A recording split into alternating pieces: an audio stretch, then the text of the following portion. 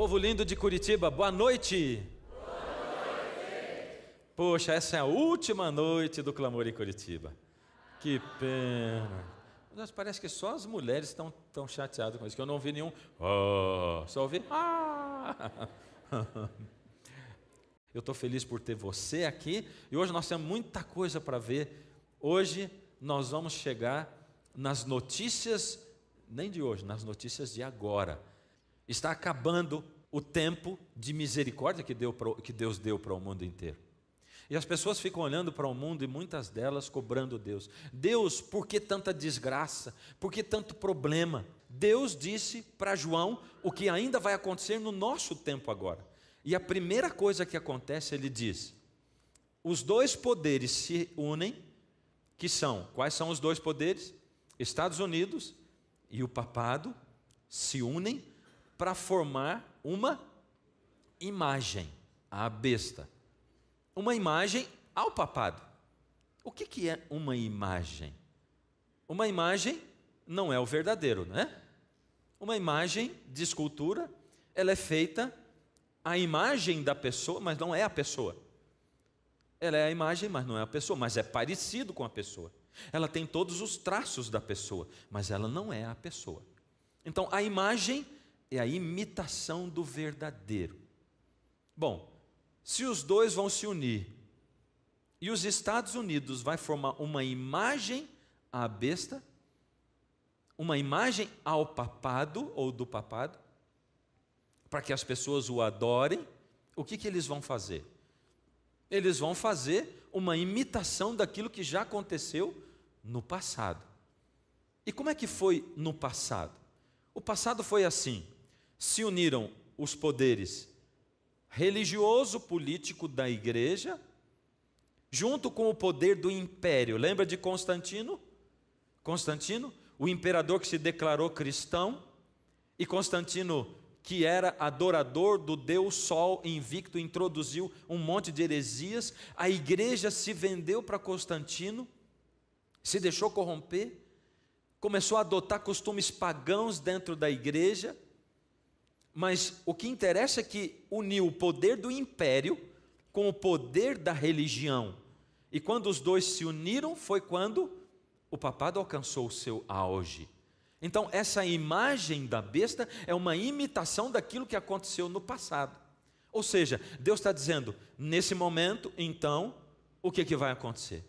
Vão se unir o papado, porque o papado tem um poder grande, mas ele precisa de um império do lado dele, império entre aspas, porque não é um império mundial, mas é um império que são os Estados Unidos. Ele precisa do poder desse império para que ambos consigam uma projeção nacional como nunca houve. Os Estados Unidos representam o mundo protestante, porque eles nasceram como um país protestante. Eles, quando se fala em Estados Unidos, já se pensa em protestantismo. É o que a gente sempre imagina, não é?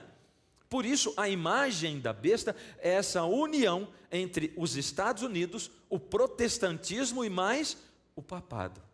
Então, nós que somos protestantes, precisamos estar alertas, porque é o que está dizendo que vai acontecer. Estados Unidos, protestantismo. O segundo evento, o primeiro é essa união. A marca representa o quê? Marca? União. Marca, união. Desculpe, marca não, eu que estou errando, vocês estão certos. A imagem representa o quê? União, é uma imitação do que foi. A imagem da besta é a união. Então vamos tirar o que eu falei de errado. Imagem é? União. É uma imitação do que aconteceu no passado. A união do Império Romano com a religião católica romana. Agora vai ter uma união de novo entre o Império Norte-Americano e, de novo, a Igreja Católica Romana. É o que vai acontecer. O segundo momento é uma marca. E essa marca, o que ela significa? Significa que o inimigo vai atacar. O inimigo marca os dele, porque aqueles que são dele, ele não vai atacar. Mas ele vai atacar quem? O remanescente. Deus já esperou muito tempo Deus já teve muito misericórdia, mas o cálice da misericórdia dele já se encheu. E o Armagedon diz o seguinte: vai ter guerra, vai ter batalha. Não é só o inimigo que vai atacar o remanescente de Deus. Agora Deus vai dar um fim na injustiça, Deus vai dar um fim no pecado, Deus vai dar um fim na miséria, Deus vai dar um fim na morte, no choro, Deus vai dar um fim no pranto, Deus vai dar um fim em toda essa coisa miserável, essa situação do mundo. Vai ter guerra. Essa guerra chama Armagedon, a última batalha. E Deus vai agir no Armagedon lançando 7 pragas sobre o mundo, e a gente viu no último programa isso. Mas antes dessa guerra, Deus faz o quê? Sela os dele. Ou seja, no fim dos tempos agora, recebe um selo, uma marca, o povo que está envolvido, que a Bíblia diz que é a toda nação, raça, tribo e língua. Esse povo é chamado a adorar o papado e os Estados Unidos junto. Mas do outro lado, aqueles que entregaram a vida para Deus são chamados a adorar a Deus e a serem leais a Deus, e Deus sela os dele. Como Deus sela? Vamos descobrir o que é esse selo, o que é essa marca. Marca e selo, mais ou menos a mesma coisa. A palavra em grego para marca ou para selo ali é charagma, e que se refere ao selo imperial. Quando o imperador, está vendo? Ele derramava a cera e depois ele punha o carimbo em cima, e ele selava os documentos. O selo vinha no meio do documento, dando validade àquilo, dando aquilo o valor devido, e dizendo que aquilo pertencia ao imperador. Aquilo significava que pertencia a alguém. Era o selo imperial. E servia também, a mesma palavra servia para quando se falava de marcar animais. Ou seja, esses animais são minha propriedade. Por isso ela é propriedade, é a identificação, esse é meu, e a lealdade também. Ou seja, tudo isso aqui está representando na Bíblia quem vai ter a identificação de Deus, quem vai ser propriedade de Deus, quem vai ser leal a Deus, e vice-versa, a esse poder dessa união entre Estados Unidos e papado. De novo, nós estamos falando que o centro do Armagedon é adoração e lealdade. Agora, uma pergunta para você, presta atenção.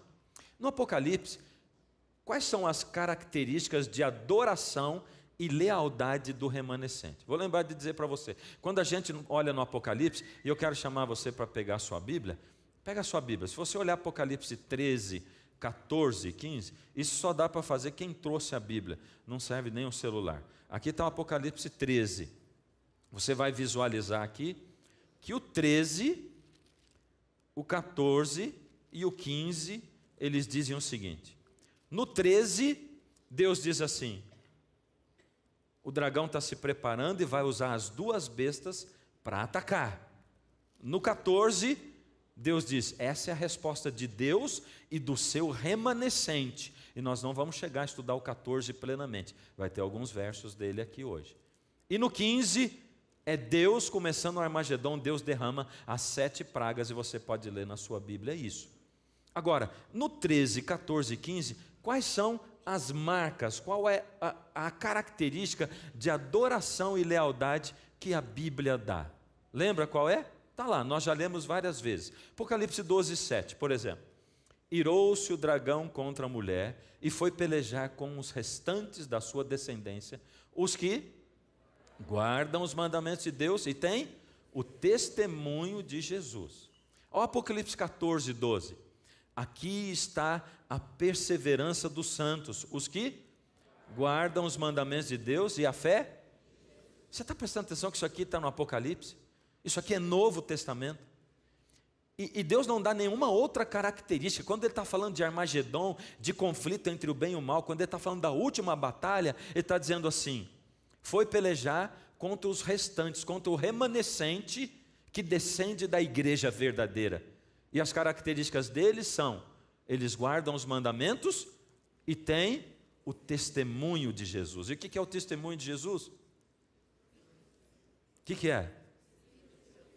A Bíblia diz, lá em Apocalipse 19, 10, o testemunho de Jesus é o espírito de profecia. Ela quer dizer 2 coisas. Ela quer dizer que o espírito da profecia que o próprio João teve, a revelação deve servir de testemunho. Então, o povo do fim conhece o significado das profecias e vive essas profecias. O povo de Deus, o povo do fim, vive aquilo, sabe aquilo. Deus revelou aquilo profeticamente a João. Porque não adianta só conhecer a palavra de Deus, eu tenho que conhecer e tenho que também praticar a palavra de Deus. Tem muita gente que diz, entreguei o coração a Jesus, mas não muda nada na vida, nada.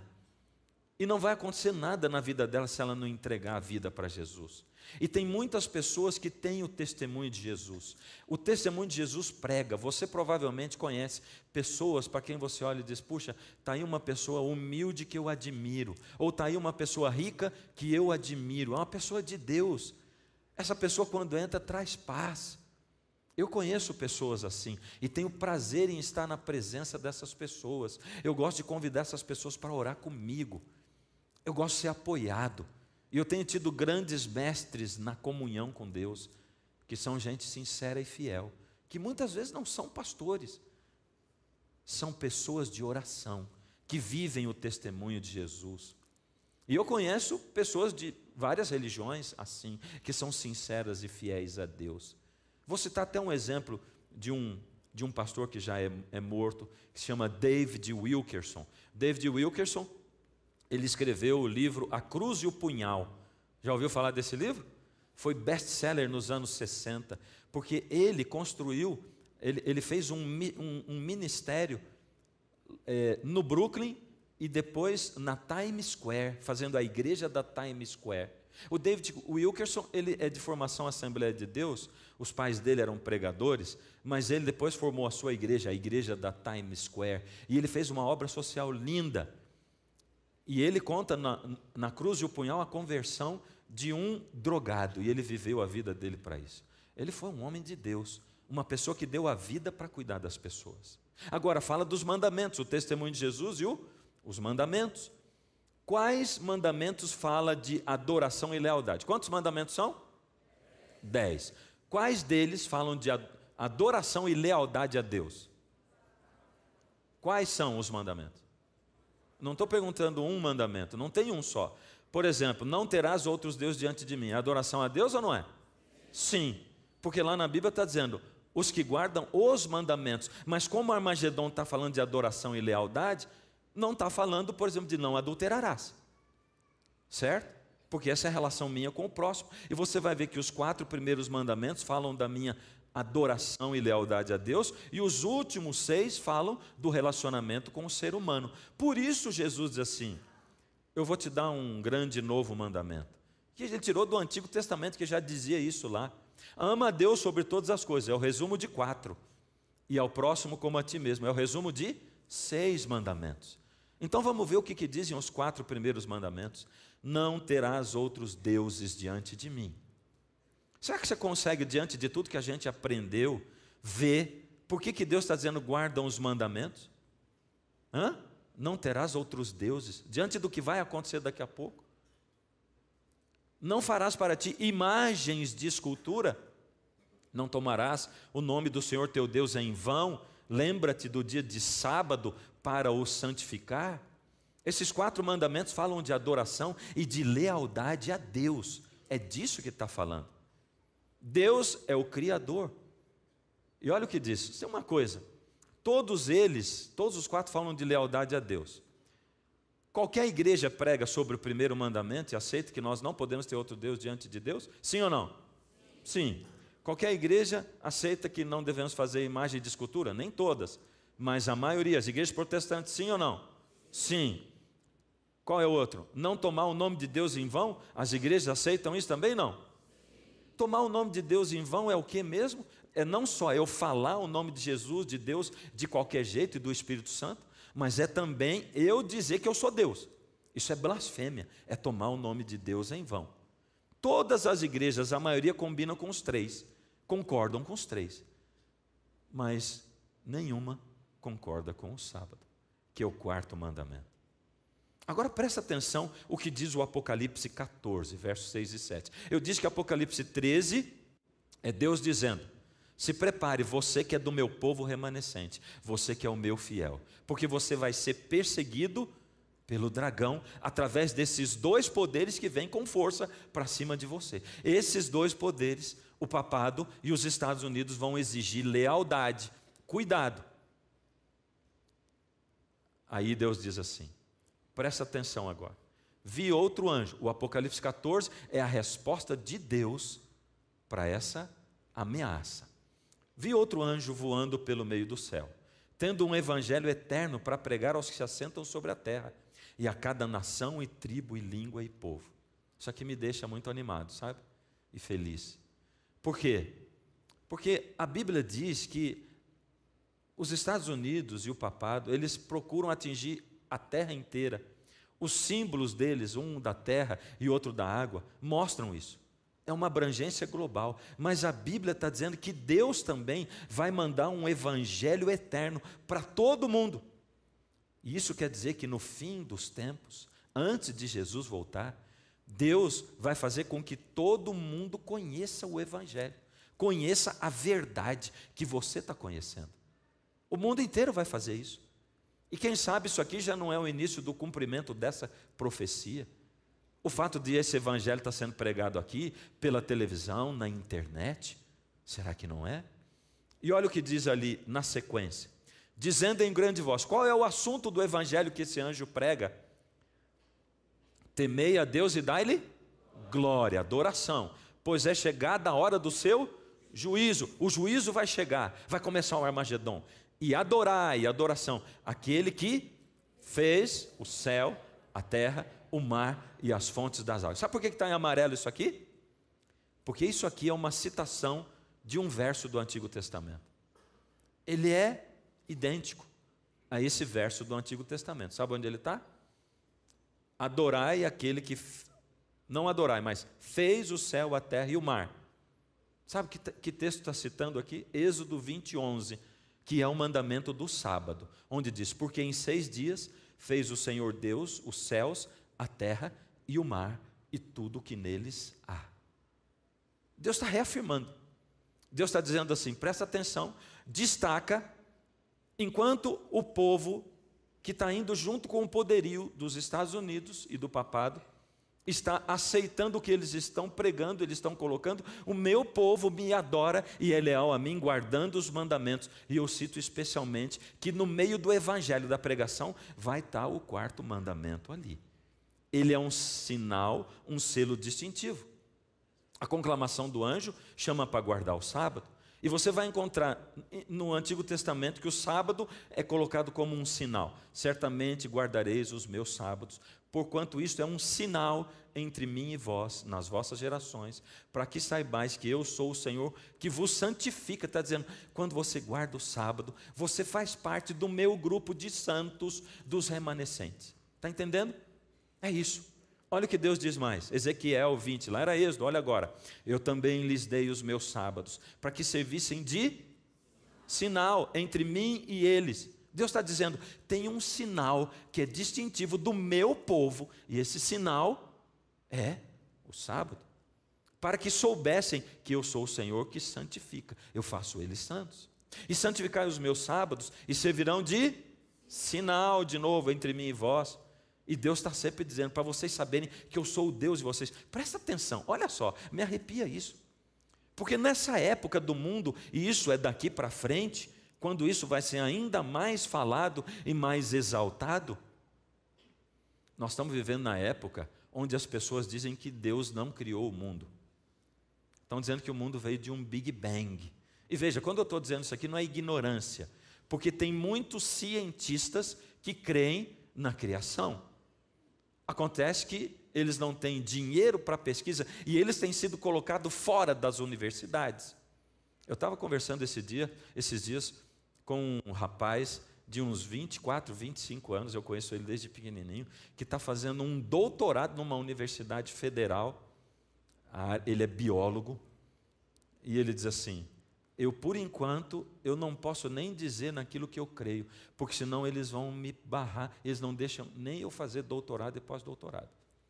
E professores, ele diz, nós temos um professor na nossa universidade que quando ele conseguiu um título, ele postou um negócio assim, agradeço a Deus, pronto, já não chamaram ele para fazer mais nada. Dá para você entender isso? Que existe um boicote, querendo fazer que a gente ache que essa explicação do Big Bang é a mais aceitável, a única aceitável, e que todo mundo que não acredita nisso é tonto?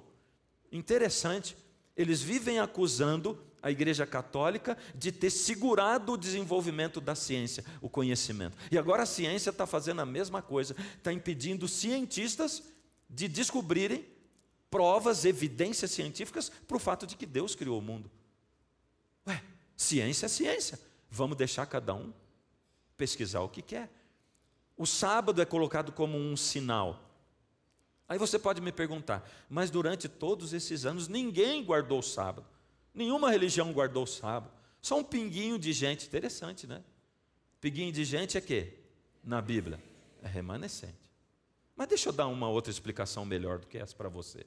Na criação, Gênesis 2, 1, 3, Deus descansa no sétimo dia. No deserto, quando o povo estava sendo levado no Sinai, antes de dar a lei, Deus disse, quero ver se eles estão guardando o mandamento. Citei nessa série.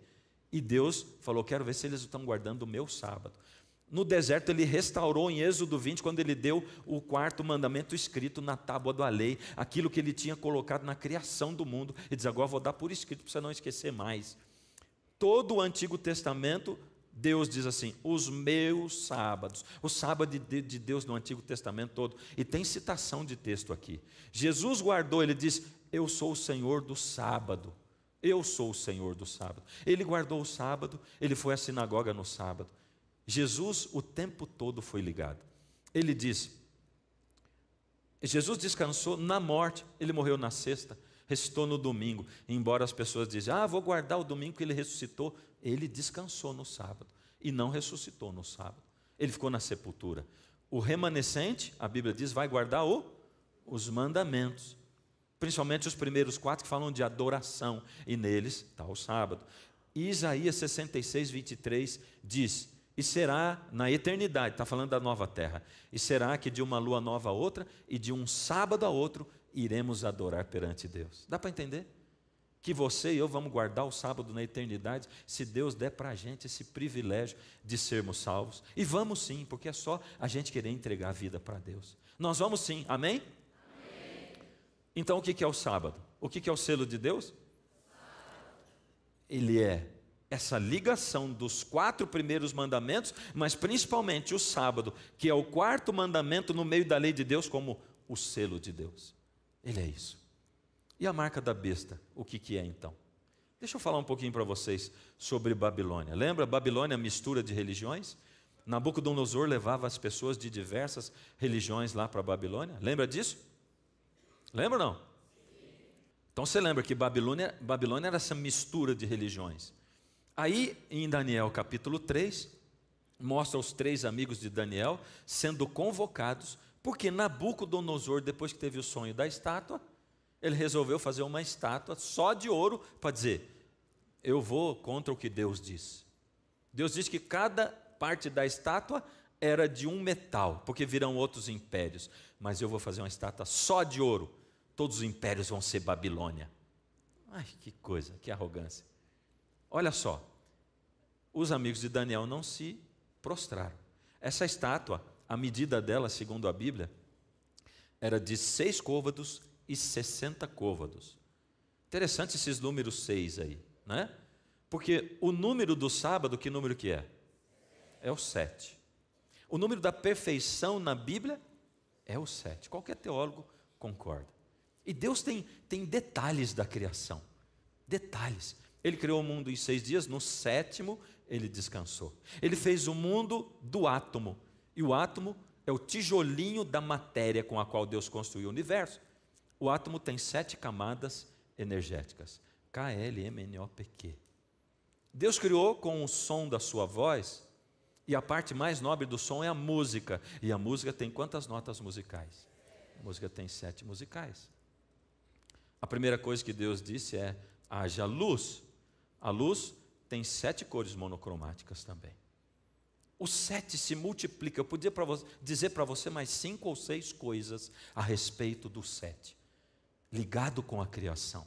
Mas Babilônia não adotava o 7, era o 6.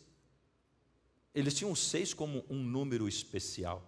Olha só o que era o 6 para ele. A estátua tinha 30 metros de altura por 3 de largura, mas os 6 côvados. O número 6 representava o deus menor do panteão de Babilônia. O 60, o deus maior. E o número 600 era o panteão babilônico. E quando a gente junta o 6 com o 60 com o 600, dá 666. Aí a revolta de Babilônia. Babilônia hoje é o mundo inteiro que aceita essa mistura e que vive dizendo, tem muitos caminhos e todos levam a Deus. E Deus está dizendo, não é não. Existe uma verdade. E o meu remanescente fiel é fiel a essa verdade que está na Bíblia. É o que a Bíblia diz. E para de ficar dizendo assim, mas cada igreja interpreta a Bíblia de um jeito. Como cada igreja interpreta? Então Deus deu uma verdade que pode ter interpretação de muitas pessoas. Esse aqui é um amuleto babilônico. Olha que coisa interessante esse amuleto. Está vendo que tem números ali? O melhor da foto que nós conseguimos tirar é isso aqui. Mas a gente está transcrevendo os números, que dá para enxergar ali, né? Você vai ver que todos esses números somados, nessa posição eles dão 111, por isso a soma final é o quê? Só que toda a soma assim também dá 111 e também dá 676. 6 era o número de Babilônia. Qual é o chamado de Deus para o povo dele no fim dos tempos, quando ele sela o povo dele? Ele chama para selar e ele diz assim o quê? Sai de Babilônia, meu povo, meu remanescente, vocês que estão misturados nessas igrejas, a partir de agora vocês vão sair, sai dela, não se mistura mais com Babilônia, não aceita mais esse número, um número que não é o número de Deus. A besta, ela é uma imitação de Cristo, a besta da água, que é representada pelo papado. Olha o que diz na Bíblia. Jesus inicia o ministério saindo das águas do batismo, a besta vem do mar. Jesus é um com o Pai, a besta é uma com o dragão. Jesus recebeu a autoridade do Pai, a besta recebeu a autoridade do dragão. Jesus em Apocalipse usa coroa, a besta usa coroa também. Ela é uma paródia de Jesus, ela é uma imitação de Jesus. Tudo que é Jesus, ela tenta fazer igual. Não é à toa que ele se chama de o vigário de Cristo, o representante de Cristo. Qual ser humano que é capaz de dizer, eu sou o representante de Cristo? Jesus recebe uma ferida mortal e ressuscita. A besta recebe uma ferida mortal e volta a perseguir também. Jesus é aclamado, adorado. A besta recebe também adoração. Jesus alcança cada tribo, língua e nação. A besta também tem alcance global. Jesus é o Senhor do sábado e a besta é senhora do... Você que disse, não foi eu. Você acha que está claro ou não está? Lógico. No selo de Deus, se o selo de Deus é o sábado, qual é o selo, a marca da besta? É a imitação do selo de Deus. É um outro dia que não é o sábado. Essa é a imitação. É o domingo.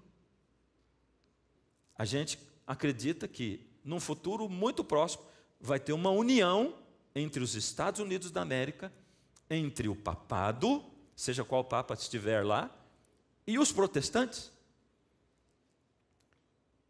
Papado, protestantes, os governantes do mundo inteiro, porque o Armagedon disse que eles vão a todos os reis da terra para reunir para a batalha do Armagedon, os sindicatos e todas as religiões cristãs protestantes. Vai ser promulgada uma lei dominical, uma lei obrigando a guardar o domingo, em todo o mundo, porque é isso que está dizendo lá. Vai ser colocado, e quem não fizer isso não vai poder comprar nem vender, obrigando todos a guardar. É loucura esse negócio, não é? Pensa bem. Da onde é que um ser humano foi tirar uma história dessa? Será que isso vai acontecer mesmo? Vamos ver como é que os Estados Unidos estão se movendo nessa direção. Eu falei para vocês no programa 8 sobre isso, vou colocar 3 slides só. Estou falando sobre cristianizar os Estados Unidos. devemos simplesmente propagar o evangelho num contexto político. Ó, a política misturando com a religião, com os protestantes de lá. Esse é um político religioso. Olha o Pat Robertson, que já foi candidato à presidência. O plano de Deus é que seu povo assuma o domínio. O Senhor diz: deixarei que vocês redimam a sociedade. Olha esse James Kennedy, que também é pastor político. Nossa tarefa é recuperar os Estados Unidos para Cristo, qualquer que seja o custo. Qualquer que seja o custo. Como representantes de Deus, devemos exercer domínio e influência piedosos, né? Como é que se exerce assim? A qualquer custo você é piedoso. Instituições de nossa sociedade. Desde 2010, a Suprema Corte tem 6 juízes católicos e 3 judeus. E a Igreja Católica, como é que está se movendo nesse sentido? No Catecismo da Igreja Católica, publicado durante o pontificado de João Paulo II, foi escrito isso: a Igreja peregrina na terra, é necessária a salvação. Está falando de qual igreja? Católica. Não podem se salvar aqueles que, sabendo que Deus, por Cristo, por intermédio de Jesus Cristo, fundou a igreja, se recusam a fazer parte dela ou nela permanecer. Ele está dizendo que quem está fora da Igreja Católica não pode se salvar. Por que foi mudado do sábado para o domingo? Os evangélicos estão tentando explicar na Bíblia, sabe? Não tem explicação. Primeiro, porque a palavra domingo não existe na Bíblia. E não tem nenhum texto dizendo que Deus mudou. Não existe, não existe. Isso não é questão nem de interpretação. A Igreja Católica não tenta fazer isso. Olha o que a igreja diz. As referências estão ali embaixo. A instituição divina de um dia para o descanso das ocupações comuns e para a adoração religiosa, transferido pela autoridade da igreja, do sábado, último dia, para o domingo, primeiro dia da semana, é um dos sinais mais patentes de que somos um povo cristão. Ele está dizendo que quem foi que transferiu do sábado para o domingo? A igreja, pela autoridade da igreja. O Catecismo da Doutrina Católica para o Convertido. Pergunta, lá é um livro de perguntas e respostas. Qual é o dia de descanso? E se procurar na internet, tem um bispo lendo isso aqui, agora, há pouco tempo. Qual é o dia de descanso? Resposta: o dia de descanso é o sábado. Isso aqui eles que estão respondendo. Por que observamos o domingo ao invés do sábado? Resposta: porque a Igreja Católica transferiu a solenidade do sábado para o domingo. Está claro? Pela autoridade da igreja.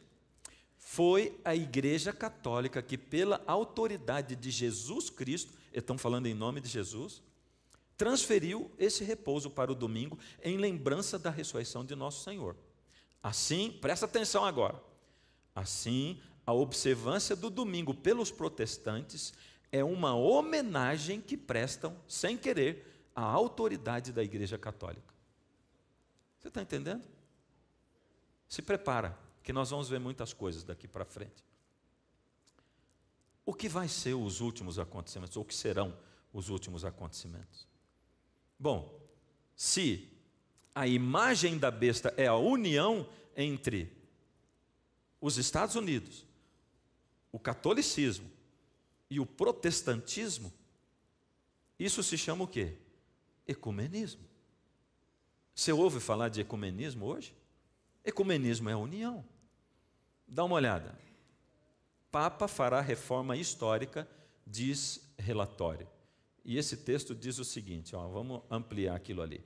A reaproximação com ortodoxos está mais que madura para chegar à unidade dos cristãos, afirmou Dom Demétrio. Isso aqui foi tirado há 2 anos, registrando os grandes passos dados nos últimos anos na discussão teológica que se estendeu também aos protestantes, especialmente aos luteranos e anglicanos, começando por ali. Em seus primeiros 6 meses de pontificado, o Papa incentivou também o diálogo com judeus e muçulmanos em defesa de valores comuns às 3 religiões monoteístas. Mas quem será que ia liderar esse povo todo? Une e quem lidera? Lembra o que João Paulo disse? A igreja peregrina na terra é necessária a salvação. A Igreja Católica que vai liderar essa união. Por isso, se você ouvir falar de união das igrejas, saiba que vai ser sob a liderança da Igreja Católica. Essa aqui foi a encíclica Dies Domini, que se chama Dia do Senhor, de 3 de maio de 98, feita pelo Papa João Paulo II. E aqui que eu digo, por isso a Bíblia diz assim: quem tem ouvidos para ouvir, ouça o que o Espírito diz às igrejas. Sabe o que Deus está dizendo? Pede a iluminação do Espírito, estuda a Bíblia, as profecias, e deixa a história, e deixa os jornais e revistas contarem para você, e fazerem se cumprir, para você entender que as profecias estão se cumprindo, para você saber o que você vai fazer lá na frente, senão você vai ficar perdido. Tem que entender a Bíblia. Por isso Deus fala: o meu povo perece por falta de conhecimento. Olha o que essa encíclica diz: a fim de entender plenamente o significado do domingo, precisamos reler a grande história da criação e aprofundar nossa compreensão na teologia do sábado. Dá a impressão que ele está defendendo o sábado, não dá? Está dizendo, para você entender o domingo, você tem que entender o sábado. Antes de decretar que algo seja feito, o mandamento insiste em que algo seja lembrado. Sabe por que ele está falando isso? Porque dos 10 mandamentos, o único que começa com lembra-te é o sábado. Lembra-te do dia de sábado para o santificar. É porque Deus sabia que todo mundo ia esquecer. Por isso ele pôs lembra-te, o único, lembra-te. Sobre Constantino e a lei dominical, o que ele diz? Os cristãos se regozijaram naquela época de ver assim removidos os obstáculos que até então tinham às vezes tornado a observância do dia do Senhor algo heróico. Ou seja, os cristãos naquela época de Constantino, perto do ano 300, 311, 313, eles já estavam tendo dificuldade de guardar o sábado. Mas tinha o remanescente fiel de Deus guardando o sábado. Eles podiam agora se dedicar à oração em comum, sem impedimentos, porque Constantino mudou a coisa. Sobre os nossos dias, nas circunstâncias particulares de nosso próprio tempo, os cristãos naturalmente se esforçarão para garantir que a legislação civil respeite seu dever de santificar o dia de guarda. E agora a gente já começa a ouvir falar de legislação civil. Na Argentina nós temos lei dominical.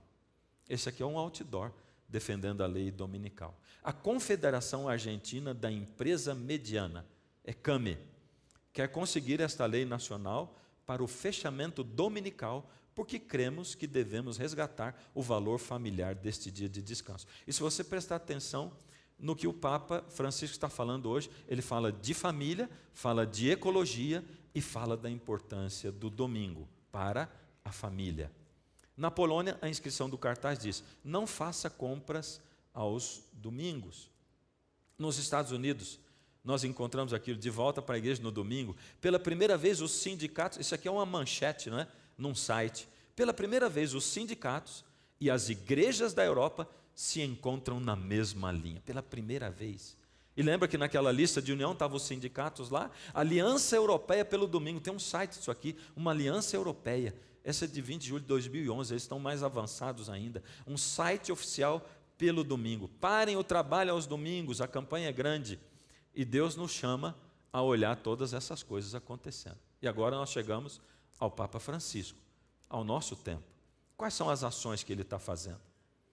O Vaticano organizou e realizou, entre 5 a 19 de outubro de 2014, um sínodo extraordinário sobre a família, a fim de preparar a pauta e direção das propostas da Igreja Católica. Olha ali, essa é a sala do sínodo no Vaticano. E o Papa Francisco tem sido chamado de o pastor da família. Aí, eles lançaram essa encíclica, né? Olha o que diz ali, vamos chegar mais perto, naquela partezinha onde fala sobre a família e a vocação da pessoa em Cristo, uma formação constante. E olha o que diz ali no finalzinho, vamos enxergar aqui. Recomenda-se que a necessidade de salvaguardar também, sob o ponto de vista civil, onde for possível, o domingo como o dia do Senhor, como o dia no qual favorecer o encontro na família e com as outras famílias.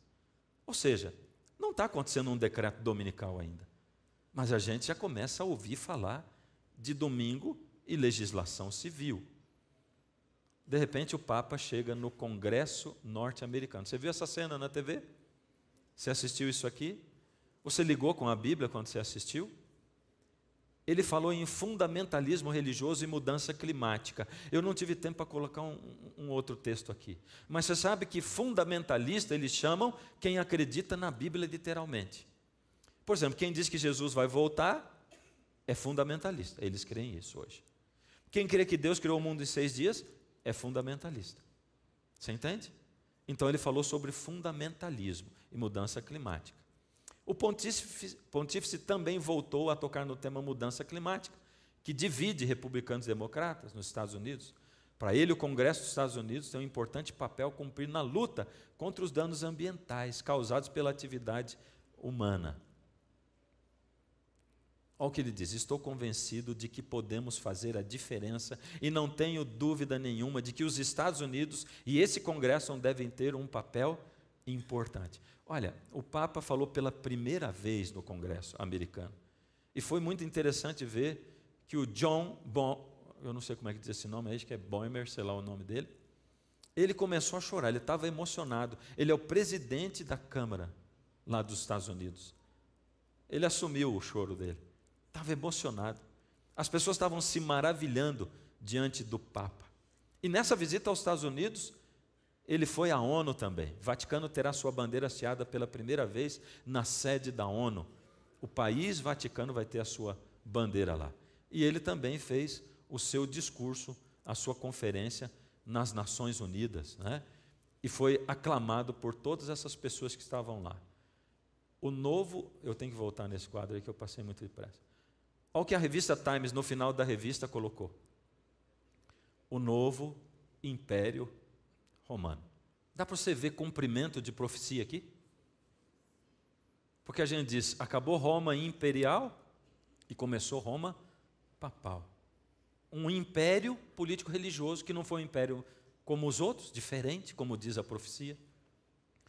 O novo Império Romano. Eles estão falando da influência do Papa junto com os Estados Unidos. Agora presta atenção. Isso aqui é um vídeo, nós chamamos de um vídeo, porque infelizmente eu não posso passar na TV vídeos, porque senão teria um monte de vídeo para te mostrar. Isso aqui é um congresso com líderes religiosos evangélicos nos Estados Unidos. Cada uma dessas cabeças que você vê aí é um pastor, um líder evangélico dentro dos Estados Unidos. Eles estão reunidos para ouvir o bispo Tony Palmer falar. Olha só, ele diz: sabemos que nos primeiros 1000 anos houve uma só igreja chamada de Igreja Católica. A palavra quer dizer universal, não quer dizer romana. Católica quer dizer universal. O discurso dele continua assim: eu cheguei a entender que a diversidade é divina, é a divisão que é diabólica. Ou seja, nós podemos ter diversas igrejas, mas se nós estivermos divididos, isso é diabólico. E deixa eu falar um negócio para você. Será que eu sou a favor de nós, como evangélicos, nos unirmos em amor, fazemos projetos sociais? Sim. Em nome de Jesus? Sim. Agora, nós nos unimos todos sob uma liderança que não segue a Bíblia, a palavra de Deus? Não. Entende? Misturou alguma coisa que não segue a palavra de Deus? Não dá para seguir. Não dá para unir. Não dá. Eu cheguei a entender, bom, esse aqui já li, vamos para o próximo. Por isso, a unidade cristã é a base da nossa credibilidade. A divisão destrói nossa credibilidade. Lembra, é um bispo falando para protestantes. Em 99, a Igreja Católica Romana e a Igreja Protestante Luterana assinaram um tratado que deu fim aos protestos. Ele está falando de igreja protestante. Eu sei que sou um pouco atrevido aqui, porque eu desafio meus amigos pastores protestantes. Se não há mais protesto, como pode haver uma igreja protestante? Ele fala. Talvez agora sejamos todos católicos de novo. Eu vos desafio a encontrar um construtor de pontes e apoiá-lo. Ele está falando de quem? Eu desafio vocês a encontrar um construtor de pontes que vai unir nossas igrejas e apoiar essa pessoa. Bom, aí ele mostra um vídeo do Papa Francisco. E o Papa Francisco aparece numa tela igual a essa, falando para aqueles líderes. E ele diz assim: Irmãos e irmãs, eu não quero lhes falar nem italiano nem inglês, mas na linguagem do coração. Estou aqui com meu irmão, o bispo e irmão Tony Palmer. Somos amigos por anos. Ele me falou do vosso encontro, da vossa conferência. É um prazer saudá-los, uma saudação alegre e nostálgica. Só há um justo, o Senhor. E eu estou ansioso para que esta separação termine e nos dê comunhão. Ansioso para receber aquele abraço do qual fala a Escritura Sagrada, quando os irmãos de José, famintos, andaram até o Egito para comprar comidas. E ele fala a respeito do que aconteceu entre José e os seus irmãos. Quando José perdoou os irmãos por terem vendido ele como escravo. E está dizendo, eu aceito vocês de volta e perdoo vocês, pela separação que aconteceu.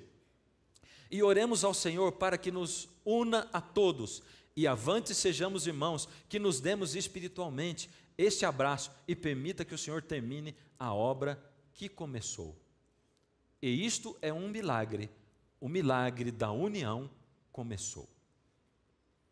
Queridos, tem um monte de coisa que eu poderia colocar. Eu não pude colocar aqui no final, não deu tempo, mas o final disso aqui é o quê? O líder daquela igreja, que é um líder conhecido nos Estados Unidos, porque tem programa na TV, o evangélico, ele veio para frente e disse assim, agora bispo Tony Palmer, me filma, vou ficar assim, porque é para filmar a congregação toda, todos os líderes, e o bispo fica ali filmando. E esse líder diz assim, nós estamos juntos, nós abençoamos você, e o auditório repete, nós abençoamos você. Ou seja, os caminhos estão abertos. Mas a Bíblia está falando de obediência. Ele está falando do sábado verdadeiro ou do sábado falso? Qual é a sua escolha? Eu quero falar, última coisa, de uma visão que uma pessoa teve. Essa não foi a visão de um profeta da Bíblia. Foi um profeta de não muito tempo atrás. Uma pessoa que recebeu revelações de Deus e para quem Deus deu essa profecia. E eu quero que você leia, veja comigo, que impressionante essa revelação que essa pessoa recebeu de Deus. O Espírito Santo me é testemunha de que hoje lhes estou advertindo sobre a hora da perseguição que vem para todo crente cheio do Espírito Santo. Terão de preparar-se para ser odiados, repelidos e escarnecidos. Em primeiro lugar, uma confusão econômica que afetará o mundo todo. Vi que se passarão alguns anos de prosperidade e em seguida virá essa crise econômica que afetará o modo de viver de toda pessoa sobre a terra. Lembra que lá a profecia tem sanção econômica? Não pode comprar nem vender. Como é que vão chegar a isso? O que vai acontecer no mundo? A gente não sabe as entrelinhas. O que vai acontecer? O propósito que vejo nesta perseguição que virá é separar os crentes verdadeiros dos falsos. O tempo já está terminando e o evangelho ainda tem que ser pregado em todas as nações antes da volta de Jesus. O que o Espírito Santo me revelou em visão quanto à perseguição? Vejo uma onda de perseguição a um grau que a humanidade jamais experimentou. Vejo-a subir como se fora um monstro do mar.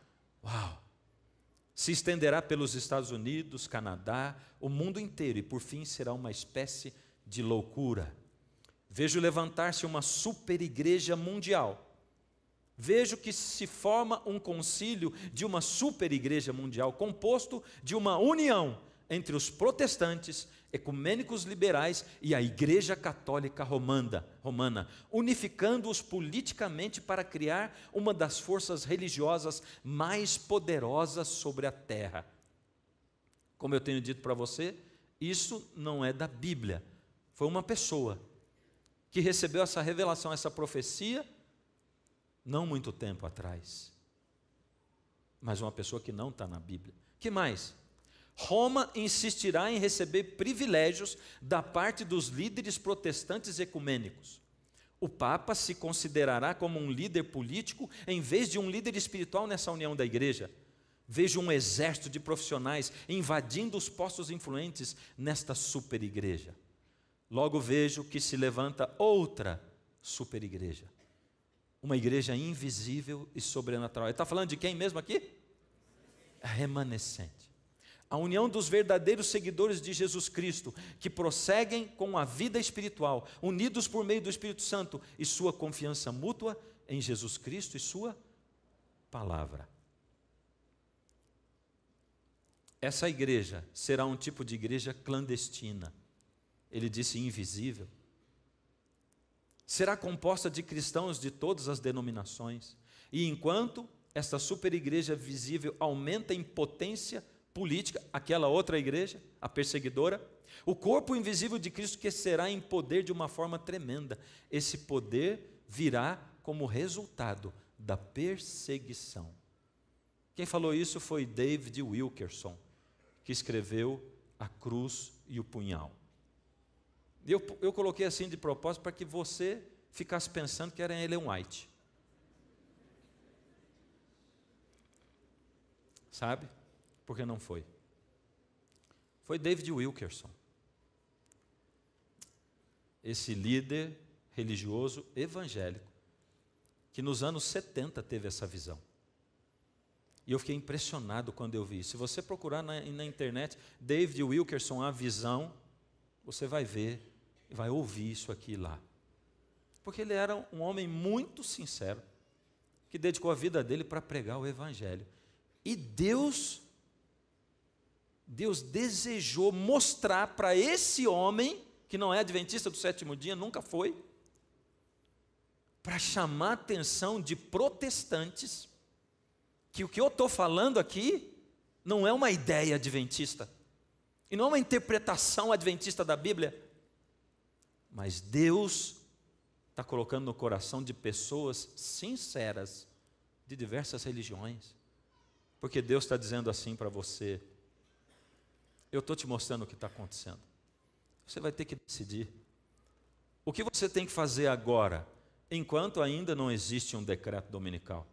O que você vai fazer agora, enquanto você ainda tem liberdade religiosa?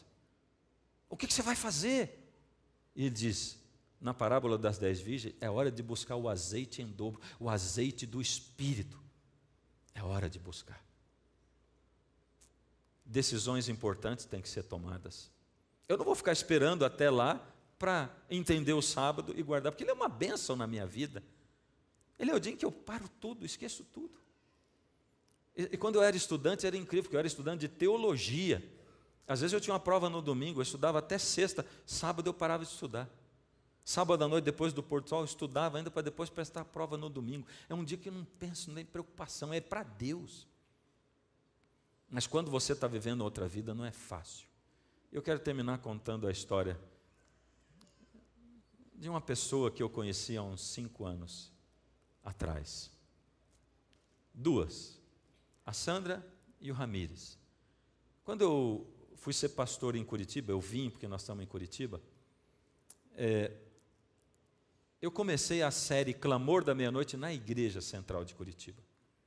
E numa noite, eu estava despedindo lá pela segunda, terceira noite, já tinha visto o casal, e eles falaram comigo, me cumprimentaram. Eles disseram: olha, a gente vem de Apiaí para assistir isso aqui. Puxa, eles levam, sei lá, 2h30, porque tem muita serra. Vinham no domingo, dormiam num hotel e iam embora no outro dia para assistir o clamor. Puxa, mas por que esse interesse? A Sandra disse: eu assisto o Está Escrito desde a época do pastor George Vanderman, faz muito tempo. E aí, quando eu soube que o senhor vinha para cá, eu quis assistir essa série. E eles continuaram vindo. A gente foi fazendo um vínculo de amizade. Eles estudaram a Bíblia, eles estudaram através de Novo Tempo, eles começaram a estudar, conhecer Jesus e se apaixonaram por Jesus. Eles vinham no clamor, aprendiam todas essas coisas a respeito da palavra de Deus. E aí, um dia, eles desejavam parar com esse negócio de namorar Jesus e finalmente casar com Jesus. Era esse o desejo deles. Eles queriam casar com Jesus, queriam batizar. Mas tinha um grande problema.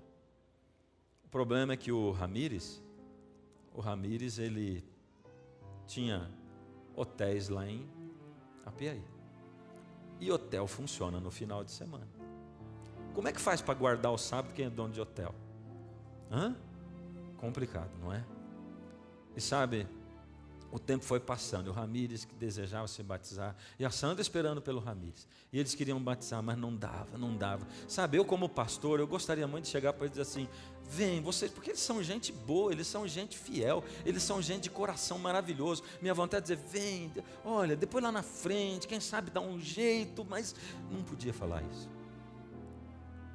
E o tempo foi passando, e um dia o Ramírez falou: pastor, eu quero me batizar, eu quero.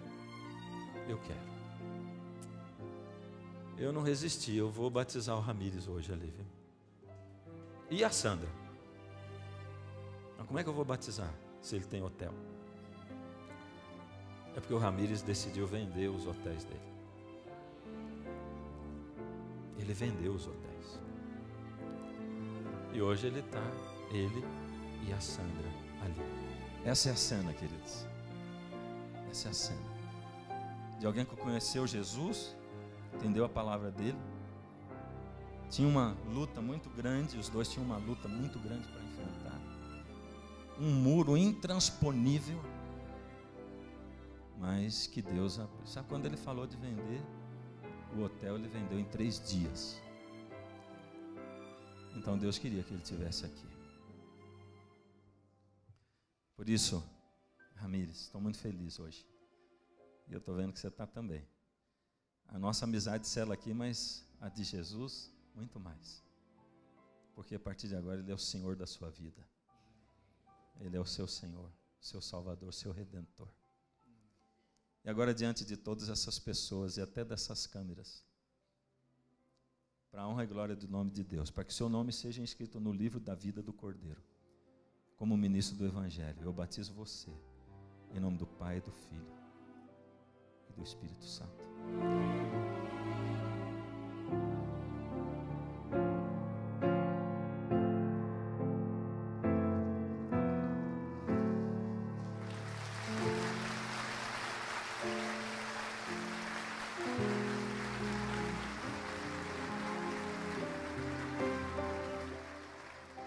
Sandra, foi você quem começou a assistir Está Escrito com o pastor Wanderman, e depois foi assistindo, e Deus foi mostrando muita coisa para você nesse tempo, despertou você como uma esposa valorosa que trouxe Jesus para o seu esposo, e que hoje entrega a sua vida na mão de Jesus junto com ele, e que está já preparando a sua princesa para viver o reino do céu. Querida Sandra,